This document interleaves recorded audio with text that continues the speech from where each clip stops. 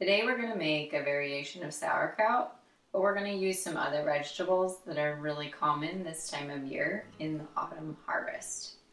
So we're going to have cabbage. This is kind of a big head of cabbage for the size batch that I'm doing right now. I'm trying to make it reasonable for just anyone to try on their own. So I'm going to use about half of this, or if you find smaller heads, about 2 pounds of cabbage. So first I start by cleaning everything really well, all of my supplies, my vegetables, washing them well.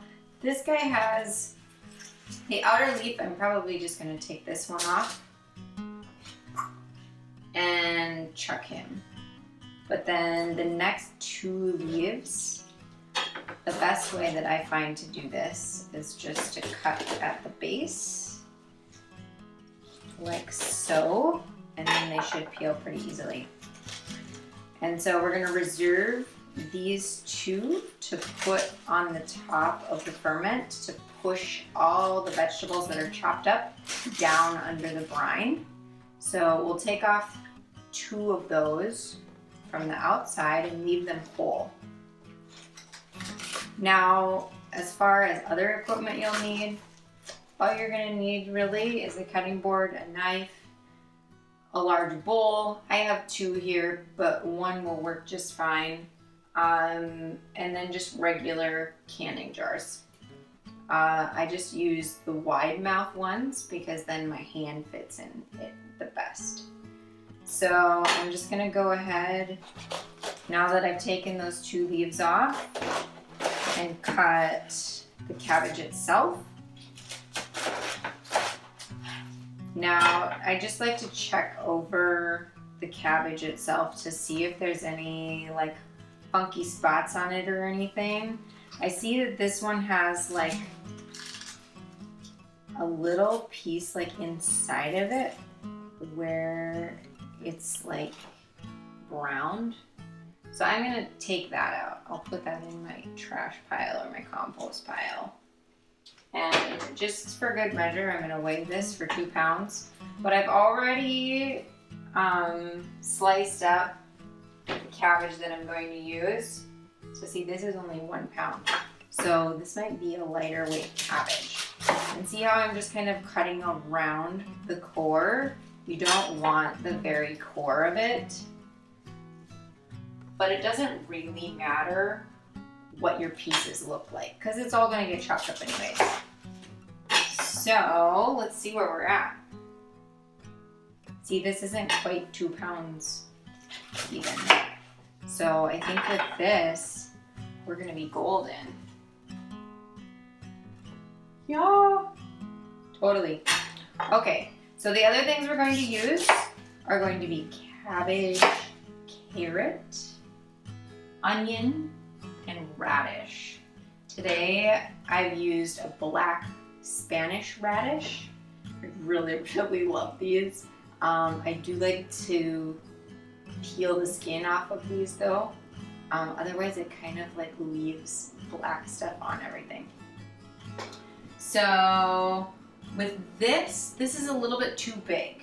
So I'm going with 2.5 ounces of radish, 2 pounds of cabbage, 4.5 ounces of onion, and 4.5 ounces of carrot. So I have, this is probably like 5.5 ounces once I take the skin off of this radish, so I'm only going to use about half. And with the onion, once I get the outer skin off and probably the first layer, then that's going to leave me with 4.5 ounces. So equal amounts of the carrot and the onion, and then about half that of the radish with the 2 pounds of cabbage. So then with salt, the general rule for fermentation is 2% salt for the weight of the vegetables that you're fermenting. So once you add up all the ounces basically of the weight of the vegetables, then you can come up with your salt ratio. So today I'm using 0.87 ounces, and that's about a tablespoon plus an extra teaspoon of salt. When I do just regular sauerkraut, the guesstimation for salt, if you're not going to be weighing it, is about 1 tablespoon per head of cabbage. And I salted this about 15 minutes ago. I like to salt it and then kind of toss it like this and come back about 10 minutes later and do this again. And then you can start to squeeze out some juices. If it doesn't happen right after 10 minutes, then I wait another 5 or 10 minutes more. So that's about where I'm at right now. So that's how the cabbage is sitting. And these are all the other ingredients. So tossing this all together. I use a food processor for all the other vegetables. So the carrot, the onion, and the radish. I just use the slicer attachment on my food processor. And I really like how that turns out. I did it with the cabbage as well. It makes it a little bit thinner than I'm used to, but it still leaves some bigger chunks in it too. And yeah, I like the texture of it, and it makes it a lot easier for me just to manage. So as far as the cabbage goes, if you're not using a mandolin or a food processor or anything, it's really not any kind of rocket science. I just cut it in kind of bigger pieces. I remember when my daughter was a toddler, these were really easy for her to pick up. She loves sauerkraut. She always has loved sauerkraut. So it can be bigger pieces like this, and I think that that ferments beautifully. So as I'm cutting it, I'm watching, because this head of cabbage has little parts of it that are kind of browned inside the layers. So I'm taking those out as I see them. I'm sure it wouldn't be a huge deal if you do overlook some, but I try to keep it as pure as possible so the microbes can balance themselves and make all that magical medicine for our bodies. So I'm going to do the same with this one. I'm also going to put these together and then stir them up. So now that you know how you can chop the cabbage, I do the same with the carrot, the radish, the onion. If I'm doing it by hand, I just do like thin slices as well as I can. I have also experimented with doing grated radish, grated carrot. I don't know so much the onion, that might just fall apart and become liquid, but grated works too. I just really love the texture when I slice it. So now that these are all mixed together, we've had the salt on there for like 15 minutes, and when you squeeze it, all the juices that come out, that's what you want. And you'll see at the bottom of the bowl too, if you look, there will be some liquid that's gathered. So that's just what we wanted.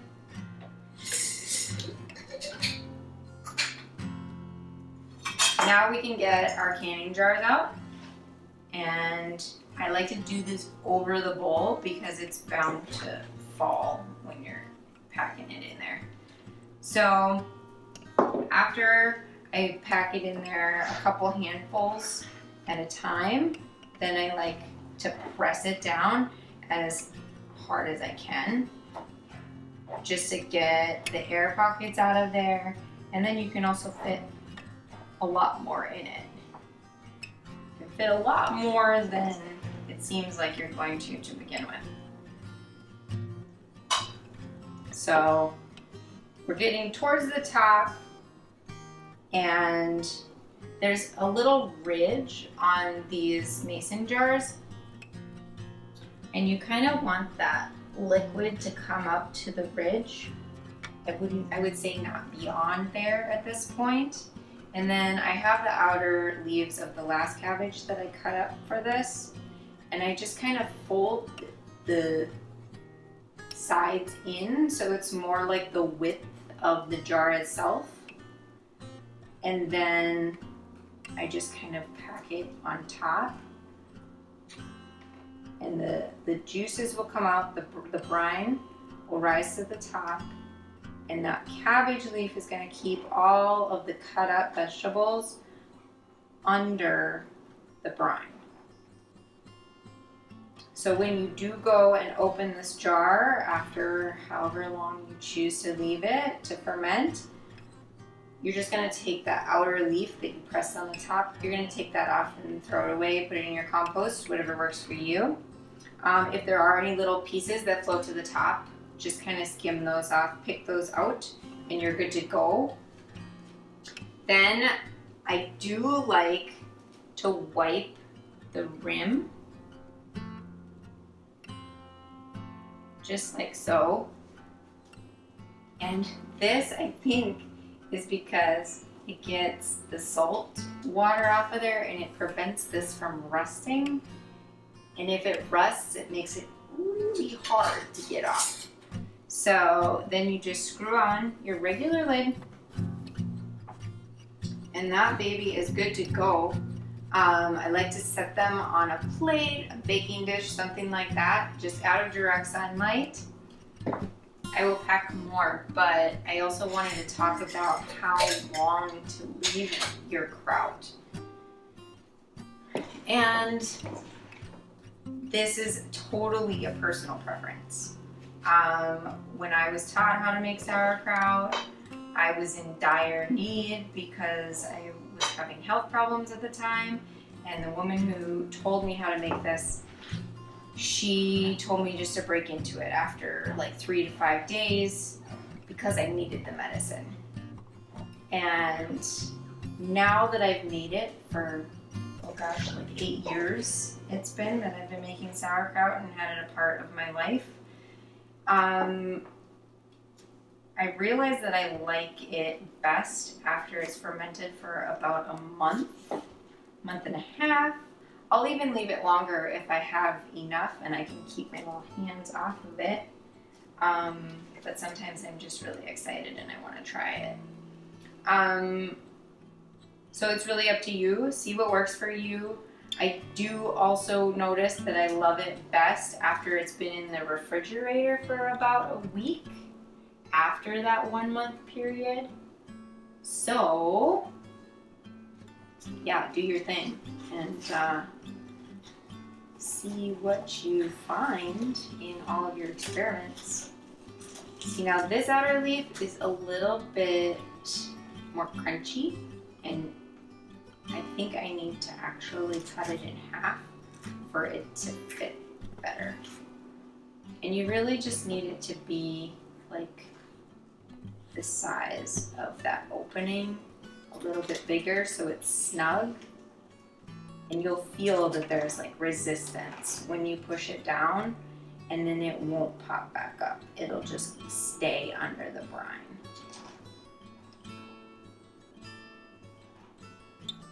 And you just pack it down as tightly as you possibly can with your fingers.